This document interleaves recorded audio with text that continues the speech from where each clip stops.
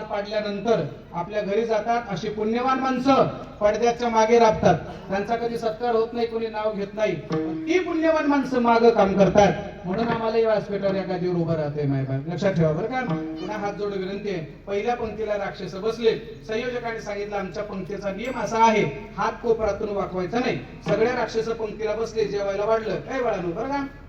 जेवायला वाढलं. तू उठ रे बाळा, इकडे इकडे इकडे नाही इकडे इकडे अरे उठ इकडे उठ इकडे इकडे इकडे चल इकडे 2 मिनिटांमध्ये इकडे पुढे पुढे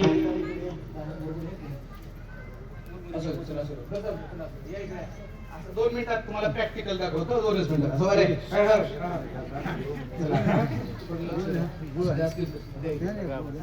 असं कल्पना करा 5 मिनिटासाठी हे 2 राक्षस आहेत.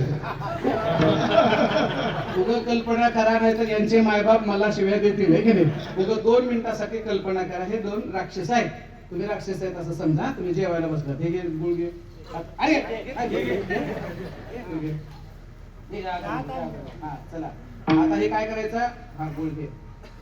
जरा खाऊ नको लागेल असं सरळ हात सरळ हात. आता हे हात असा बांधलाय असं समजा. त्या हाताला वाकवायचं नाही. संयोजकांनी सांगितलं जेवताना हात वाकवायचा नाही. आता हे राक्षस जेवायला बसले तर खा आता गुळ खा. हात वाकवायचा असं सरळ खा. खरे खा खा खा खा. हात वाकवू नको. खा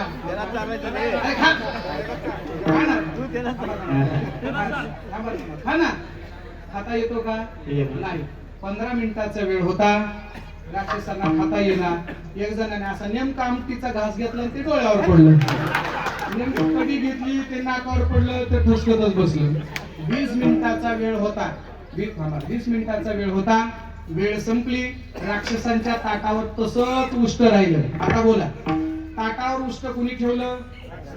बोला बोला राक्षसांनी. ताटावर उष्ट ठेवणारे कोण कळलं का नाही. लोक हॉटेलमध्ये गेल्यावर प्लेटात चाटू चाटू खाते बरोबर आहे. आणि आमच्या सप्ताहाच्या पंक्तीत मात्र ताटावर उष्ट ठेवते. तुमच्या पाया पडतो. हात जोडून विनंती आहे बाप. आमच्या अन्नदात्याने कष्टाने कमवलेल्या रुपयाचं तुम्हाला अन्नदान केलंय बरोबर आहे. आणि ही माणसं जर अन्नदान करत असेल आणि तुम्ही जर अन्न जर वाया घालत असाल तर ते अन्न तुम्हाला शाप देते. म्हणून माझे हात जोडून विनंती आहे. जेवताना आग्रह कुणीच करायचं नाही. जेवढं लागतं तेवढं घ्यायचं आहे. विनाकारण अन्न वाया घालू नका ही माझी विनंती आहे. आणि एवढं सांगूनही कुणी जर ताटावर उष्ट ठेवलं तर त्याला काय म्हणायचं राक्षस म्हणायचं बरं का. आता राक्षसाची पंगत उठली.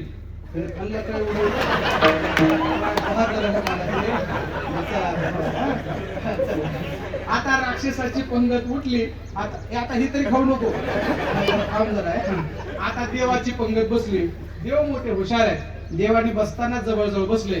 देवांच्या लक्षात आलं की आता आपल्याला असं खाता येत नाही. म्हणून काय केलं माहितीये का. या देवाने काय केलं. या देवाला खाऊ घातलं.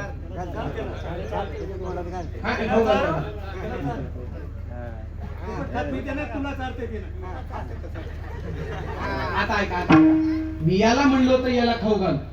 याला म्हणलो तर याला खाऊ घाल म्हणून तुमच्या समोरची गोष्ट आहे. म्हणलं का मी नाही. पण याने असा विचार केला पहिला त्यानं खाल्ला पण दुसरा तरी आपल्याला खाऊ घातला.